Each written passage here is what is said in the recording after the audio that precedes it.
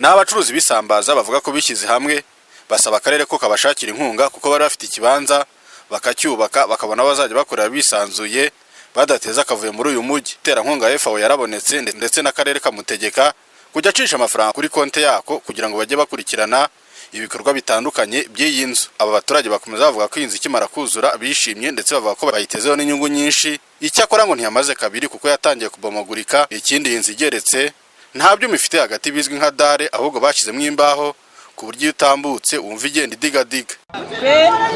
Twikozemo tugura ikibanza. FAO idutera inkunga bica mu karere. Akarere bariko katwubakira iyi nzu.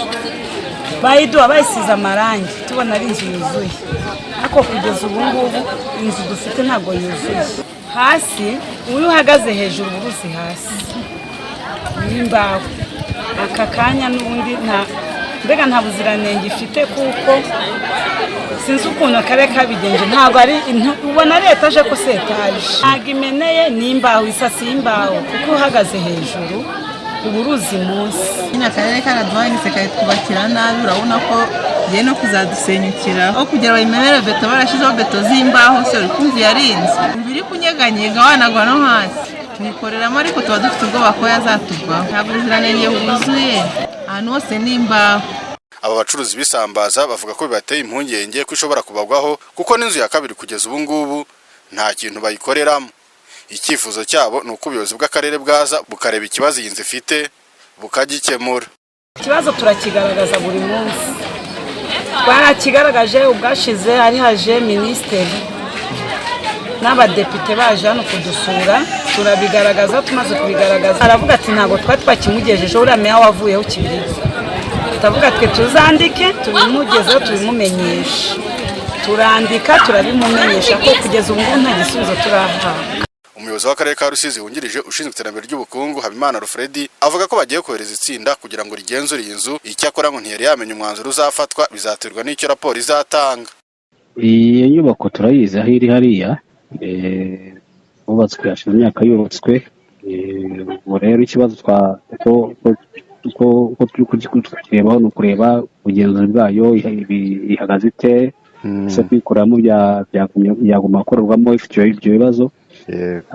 Twateguye itsinda ry'abatekinisiye rizagenda rikakora ubugenzuzi bw'iyo nzu bagatanga igisubizo cy'uko ihagaze byagafatwa icyemezo nyuma y'ubwo bugenzuzi buzaba bumaze gukorwa. Ibyo bizaterwa n'ikizaba kivuye mu bugenzuzi muri raporo y'ubugenzuzi n'iyo nyubako niho ibindi byemezo byatangazwa kugera kuri uyu munsi. Tegerejwe raporo nimara kuboneka niho hafatwa ikindi cyemezo. Ntabwo baratangira twashyizeho itsinda ubu riri mu minsi yawe kubibara aho rizaba ryatangiye kugenzura ngo barebe ngo ko bari bafite kandi kazi bari batangiye gakora muri iyi minsi akambere bakarangije. Abaturage bavuga ko bamaze imyaka 6 bataka ko inzu igiye kubagwaho. Icyakora ubuyobozi bw'akarere ntibugire icyo bubasubiza. Akimana Ernest, BTN TV, mu karere ka Rusizi. Abandi bamwe mu baturage bakoresha umuhanda Kigali Rusumo bavuga ko ibice bimwe na bimwe byabo bitaka bakavuga ko hatagize igikorwa ngo uyu muhanda wongere gucanirwa ngo bishobora kuzateza ikibazo cy'ubwambuzi bushobora kuhakorerwa. Ababukora bakaba bashobora kubikorera bitwikiriye umwijima ngo cyane ko abadamu n'abakobwa rimwe na rimwe usanga imihanda nk'iyi iba itangiye kugotwa n'umwijima bakunze kuhashikurizwa amasakoshi ndetse n'amatelefone. Bamwe mu baturage bakoresha umuhanda baragira bati naratashye hari ku mugoroba nka saa 1:30 nsa guhura n'impungenge z'uko nageze hano muri Rikona harimo itara ritaka mu ikona. Yego naje kuhasanga abantu babiri bari banegeye. Naje kugira amahirwe kwa ko nandi umuntu w'umusore nkaba nzi kwirukanka naho ubundi nza kuba nazi kwirukanka ubuzima bwanjye bwawe burangiriye hariya bose. Saba umuro kugira ngo tubone umuriro uhagije mukadukora ubuvugizi kugira ngo nyine amatara akomeza aboneke. Ugerageje ni nk'amatara ngaha ataha ko munaremesha geranyije byibura byaba nk'amatara na 30. Yapfuye yapfuye. Icyo nabasaba no kujya mukomeza mudushishikarize kugira ngo dukomeze natwe tube maso ku buryo n'umuntu wagira igikorwa kibi yakora ko ari amatara tugomba kumutanga. Impungenge tugira aha hantu kuba cyambere ari impande y'igishanga kandi hari n'amashyamba hakikije.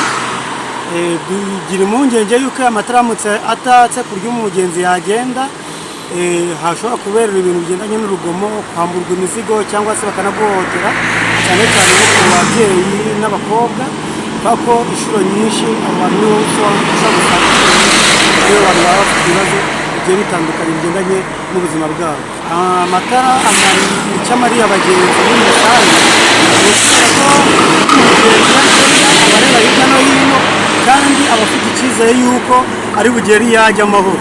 Umuyobozi w'intara y'Iburasirazuba Bwana Prudence Rubingisa ubwo twamugezagaho iki kibazo yahise ahumuriza aba baturage abizeza ko iki kibazo kigiye gushakirwa umuti vuba aha. Abaturage baravuga ko uyu mwijima wateza ibibazo.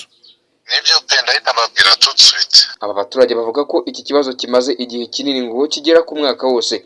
Abagasaba ko aya matara yo ku muhanda yakorwa kuko bishobora kuzabagiraho ingaruka ku buzima bw'aya matara ngo harimo n'ubujura cyangwa ubwambuzi bwo gushikuza abantu amasakoshi yabo cyangwa se amatelefone. Aha ni ku rugabano rw'akarere ka Ngoma na Kirehe ahazwi ku gishanga cy'umuceri. Ntago amatara yaho yaka ndetse wigiye imbere gato ukagera ahazwi ku izina rya Kibaya. Umuhanda ugenda waka ibice ku buryo abaturage bavuga ko bibabangamiye ndetse bafite n'impungenge ko ejo cyangwa ejo bundi haba ari ubwambuzi bwitwaje uyu mwijima. Gatera Alphonse, BTN TV, Iburasirazuba bw'u Rwanda. Alphonse ndimo ndanywa, ahubwo nawe uze kuza nkugurira akantu. Mwese ufite gahunda yo kungurira akantu. Ati rwose uze nkugurire, urabizi turi inshuti cyane, nta kintu ujya unyima, nta kinjya nkwisa, urabizi ko nkubwira ibibazo byanjye ukagerageza kwihutira kubikemura. Atuma ntacyo mbona naguhemba. BTN TV turi mu mudugudu wa Muhozi mu kagari ka Nyawera mu murenge wa Mwiriho mu karere ka Kayonza. Ku munsi w'ejo humvikanye inkuru y'urupfu rw'umugabo witwaga Twizeyimana Jean Baptiste uri mu kigero cy'imyaka 30. Bivugwa ko ku munsi w'ejo yiriwe asangira n'abavandimwe be inzoga y'icyuma, abandi bakavuga ko yaba ari kanyanga, ngo dore ko bagerageje kumujyana kwa muganga bikaba iby'ubusa bikarangira ahasize ubuzima. Bikavugwa ko ariyo yaba yamwishe, nk'uko abaturage baganiriye na BTN TV bagiye kuba basobanura iby'uru rupfu rw'uyu nyakwigendera. Ibijyanye n'urupfu rwa mushiki wanjye yitwa Twizeye, nanjye byarantunguye. Twiriranywe mu kazi, hanyuma dutashye tugeze muhira, mwene wabo araza kundeba ngo njye kumuterera umuti, arambura. Ubwo nanjye nari nkatiye ku baturanyi ngiye kuzana telefone yanjye, ndagenda ngeze mu rugo, abaturanyi barambwira ati hari umuntu waje kukureba ugiye kumuterera umuti. Byari nko mu ma 7:00 n'indi minota. Hanyuma ndavuga rero kanihute ndebe ko namusanga imbere. Umusaza w'uwo mukobwa wari waje kutureba tujye kumuterera umuti. Hanyuma ndamubwiye se turajya kwishyuza ubwo ryari? Ati njye numva nisindiye rwose, ntabwo ndi bujye. Ati ndi kwa Alphonse ndimo ndanywa, ahubwo nawe uze kuza nkugurira akantu. Mwese ufite gahunda yo kungurira akantu. Ati rwose uze nkugurire, urabizi turi inshuti cyane, nta kintu ujya unyima, nta kinjya nkwisa, urabizi ko nkubwira ibibazo byanjye ukagerageza kwihutira kubikemura. Atuma ntacyo mbona naguhemba. Nyine bari bamujyanye kwa muganga mu ma 6:00. Bagezeyo rero hashize umwanya nko mu minota 30, ubwo bahise tumenya ko apfuye. Bitunguye pe, biteye ubwoba kandi nk'ejo yari muzima nyine.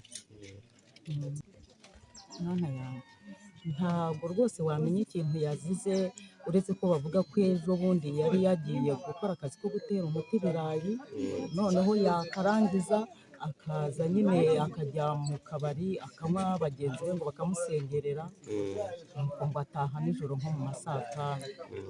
Atashye nijoro nko mu ma 5:00 rero ubwo ngubwo twebwe abaturanyi twabimenya ariko bamujyanye kwa muganga, bamucishaho kuri moto rwose, twararebaga hariya ku muhanda. Hanyuma turareba tuti se Twizeyimana yafashwe ate, yarwaye ibiki ko tureba ameze nabi kuri moto. Suko bamujyana kwa muganga gutyo, tubibona gutyo, tutari kuri muntu ntabwo ari bugereyo. Nuko hashize umwanya rero bageze kwa muganga, tumenye batubwiye ko amaze gupfa, nibwo twese byadutunguye.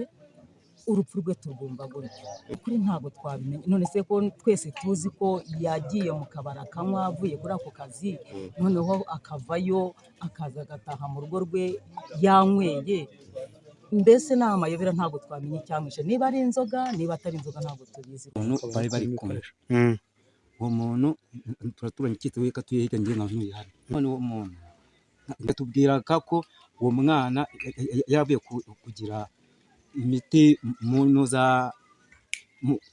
mu myaka bita ibirayi none ibyo birayi uwo muntu ngo agiye kumugurira nyine barangije akazi kabo uwo muntu aragenda agezeyo baramugurira bisanzwe amuguriye rero ibindi bisigaye ngo yamuguriye inzoga yitwa ngo iki bita kanyanga kanyanga bose n'ubwo niko yatubwiye aho bita kwa Alphonse kuri wo mpu wamuvuye muzi ariko ubwo ni nka papa kajya cyane kwa ko bitsa nkaho bisatiranye none ubwo birangiye umukungu uwo mugabo aratugati rero wowe uze kuza kubivuga uko bimeze rero urumva rero ibindi bisigaye bwaza kubivuga.